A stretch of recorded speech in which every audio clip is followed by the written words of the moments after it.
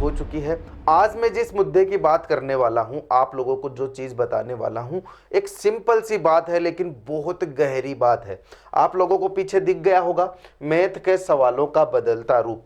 आप लोगों को ये अपने दिमाग में होना चाहिए कि जैसे जैसे साल बदलता है, जैसे जैसे वक्त बदलता है, वैसे वैसे इंसान बदलता है, एग्जाम्स बदलती है, आगे आपकी जो भी चैलेंजेस हैं वो बदलते हैं। तो बस मैं इसी तरीके से ये जो बात पीछे लिखी हुई है उसको एकदम प्यारे से वे में आप लोगों को समझाऊंगा। मैथ के सवाल जैसे आरआरबी, एनटीपीसी और एसएससी, इन सब एग्जाम्स में जो आते हैं, पुलिस की एग्जाम्स में जो आते हैं, या फिर आप जीडी की जो एग्जाम्स देते हो उनमें आते हैं, उन सवालों के रूप बदल रहे हैं। इस मुद्दे में बात करना मुझे बहुत महत्वपूर्ण लगा, इसलिए ये सेपरेट वीडियो में इस चीज़ के लिए लेके आ रहा हूँ। तो मैथ के सवाल चाहे इन सारी कितनी भी एग्जाम्स में हो, अलग अलग तरीके से आप लोगों से पूछे जाते हैं। मैं क्या बात करूंगा, देखना आप लोगों के सामने क्या लिख रखा है। हर जगह अपना रूप बदल रहे हैं। पहले जो सवाल सीधी तरह पूछे जाते थे, अब उनका पैटर्न ट्रिकी और एनालिटिकल हो गया है। अब वो सवालों का पैटर्न ट्रिकी हो गया। ऐसे नहीं है कि सीधा सीधा आप लोगों से पूछ लिया, आपने आंसर निकाल दिया। कभी कभी ऐसा होगा कि आप लोगों को लगेगा बहुत सीधा सा सवाल है यार, इतना सरल सवाल एग्जामिनर ने दे दिया आप लोगों को, लेकिन उस सवाल को करने का तरीका आपका क्या है वो बहुत इंपॉर्टेंट हो जाता है। तो बस इसी तरीके से मैं समझाऊंगा आपको। अगर आपका अप्रोच वही पुराने वाला है तो समझ लीजिए आप रेस से बहुत पीछे रह चुके हो।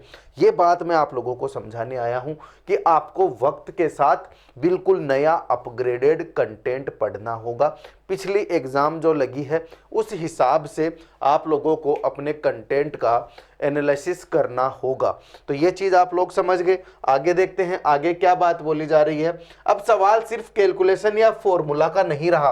अब एग्जामिनर देखना चाहता है कि आप सवाल को कैसे समझते हैं और उसका शॉर्टकट कैसे निकालते हैं, आप उस सवाल को समझ कैसे रहे हो। यह सबसे इंपॉर्टेंट हो जाता है। ऐसा नहीं है कि सवाल आपके सामने है, आपने कैलकुलेशन की, आंसर निकाला, बात खत्म।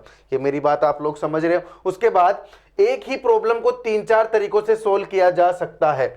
आप लोग जैसे मैं जब पढ़ा रहा होता हूं ना आपको ऑफलाइन, तो मेरे सामने से बच्चा भी बोलता है बहुत, सर इस सवाल को मैं इस तरीके से करूं तो क्या होगा, और मैं उनको जवाब भी देता हूं कि अगर आप इस तरीके से करने लग गए सवाल को तो ऐसे इतना टाइम लग जाएगा और आप उस तरीके से कर ही नहीं पाओगे। एग्जाम में एक सवाल के चक्कर में बाकी सवालों को आप लोग छोड़ दोगे। तो ये बात मैं क्यों कर रहा हूं आप लोगों से, मैं अपने ऑफलाइन एक्सपीरियंस के हिसाब से ही तो कर रहा हूं।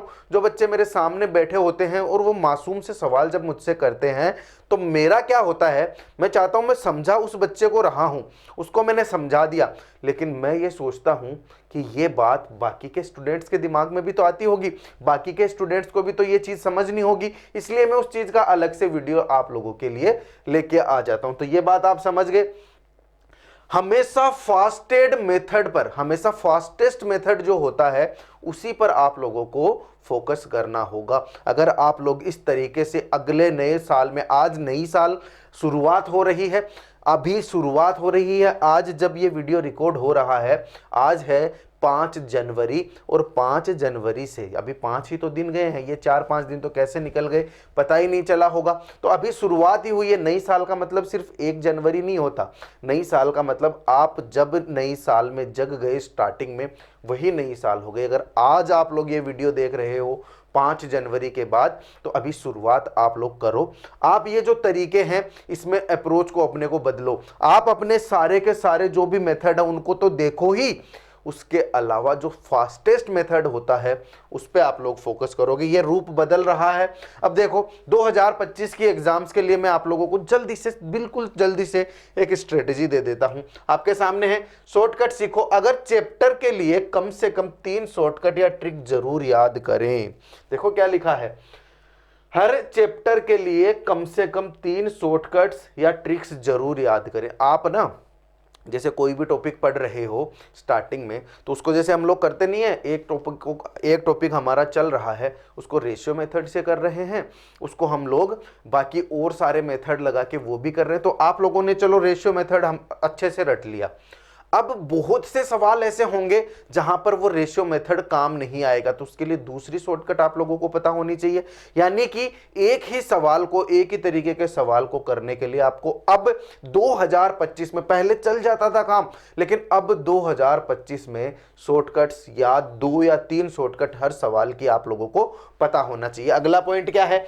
Time management. अगला टॉपिक है, अगला पॉइंट है, आप लोगों को ध्यान रखना है। अगर अभी से आप लोग शुरुआत कर रहे हो तो अपनी स्ट्रेटजी में ये वाला पॉइंट जोड़ोगे, टाइम मैनेजमेंट। अब देखो, बहुत से बच्चे होते हैं जो कर रहे हैं पढ़ाई, बहुत अच्छे से पढ़ाई कर रहे हैं, लेकिन उनका टाइम मैनेज नहीं हो रहा है। तो ये चीज आप लोगों को फोकस करनी पड़ेगी। टाइम मैनेजमेंट पे आप लोगों को पूरा का पूरा ध्यान देना पड़ेगा। क्या है? सवाल पर ज्यादा वक्त ना लगाएं, एक क्वेश्चन को मैक्सिमम 45 से 60 सेकंड आप लोग दो। एक क्वेश्चन को ज्यादा से ज्यादा 45 से 60 सेकंड आप लोग दो, ये आप लोगों की कोशिश रहनी चाहिए। तो अगला पॉइंट देखते हैं, point number 3, practice with mock test. मैं बार बार बोलता हूं, मैं जितने भी स्ट्रेटेजी वीडियोस लेके आता हूं उनमें बार बार बोलता हूं, मॉक्स बहुत इंपॉर्टेंट होते हैं। आप लोगों को पता होना चाहिए किस वक्त पर आप लोगों को मॉक की शुरुआत करनी है, और वो वक्त जल्दी से जल्दी आप लोग लेके आइए। कैसे? अपने टॉपिक्स को जल्दी जल्दी कवर कीजिए। ऐसा नहीं है कि एक टॉपिक में 15, 20, 25 दिन लगा के बैठे हो। आप लोग कोई भी जल्दी से, जैसे आप लोगों के बिल्कुल स्टार्टिंग वाले टॉपिक सारे पढ़े हुए हैं, तो आप लोगों को ऐसा लगेगा ये भी आता है, ये भी आता है, ये भी आता है, आप उस टॉपिक को छोड़ दोगे। ठीक है, छोड़ना नहीं है उस टॉपिक की। जब आप नए सिरे से शुरुआत कर रहे हो किसी भी पढ़ाई की, तो आप लोग उस टॉपिक को जल्दी से समेटिए, 1-2 घंटे में उस टॉपिक को समेट लीजिए। उसके लिए क्या करो, मैराथन क्लासेस लो, और वो जो आप लोगों को ऐसे लग रहा है ना ये मुझे आता है, उसको एक बार देख के निपटा लो। आगे वाला पॉइंट क्या है? इसी पॉइंट में क्या है, नए पैटर्न के सवालों पर प्रैक्टिस करें, नए पैटर्न के सवालों पर, और एनालाइज करें कि कौन सा मेथड सबसे फास्ट है। जब आप लोग मॉक टेस्ट देख रहे हो, तो मॉक तो दे लिया, मान लो आपके नंबर तो आ गए मॉक में, ये प्रश्न भी आपने सही कर दिया, लेकिन जब आप लोग उस मॉक का एनालाइज कर रहे हो, उस मॉक को एनालाइज कर रहे हो, तो उस वक्त देखोगे कि कौन सा तरीका फास्टेस्ट होगा, कौन सा तरीका फास्टेस्ट होगा। तो ठीक है, ये बात आप समझ गए। कॉन्सेप्ट क्लियरिटी, देखो शॉर्टकट्स तभी काम आएंगे जब आपके बेसिक कॉन्सेप्ट क्लियर होंगे। मैंने जैसे बोला ना कि आप लोग अपने बेसिक वाले जो टॉपिक्स हैं उनको जल्दी जल्दी मैराथन क्लास में समेट लो। ऐसा नहीं है कि आप लोग उनको तो देख ही नहीं रहे हो, ऐसे ही आगे बढ़ रहे हो। तो कॉन्सेप्ट क्लियर होंगे तभी आप लोगों के वो शॉर्टकट्स काम आएंगे। अब कभी कभी जब मैं पढ़ा रहा होता हूं तो बच्चों के सामने से सवाल आते हैं, सर इतना लंबा आप पढ़ा रहे हो तो ये मेरे तो कोई काम का ही नहीं है। अरे बेटा, ये लंबा पढ़ाने के बाद मैं आपको उसकी शॉर्ट ट्रिक्स दूंगा, उसके बाद मैं आपको उसमें जल्दी से जल्दी सवाल करने वाले तरीके बताऊंगा, लेकिन उसके लिए कॉन्सेप्ट समझना जरूरी है।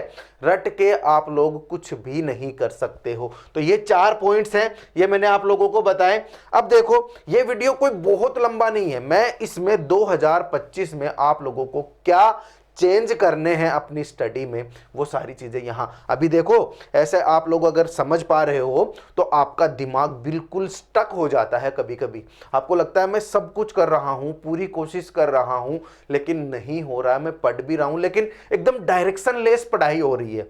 तो 2025 की शुरुआत आप लोग इस तरीके से करो कि जो भी आपके तरीके हैं लंबे लंबे, उनको धीरे धीरे फास्टेस्ट तरीकों में आप लोग लेके आओ। बाकी तो बात क्या है, समय के साथ चलना जरूरी है। और अगर आप मैथ के नए रूप को समझकर अपना अप्रोच बदलते हैं तो सफलता आपकी जरूर होगी। बस मेहनत करें और स्मार्ट स्ट्रेटेजीज को फॉलो करें, स्मार्ट स्ट्रेटेजी को फॉलो करें। तो बस ये चीज आप लोग समझ गए, मेरी बात आप लोग समझ गए। बस यही था छोटा सा मोटिवेशन, बहुत लंबा नहीं।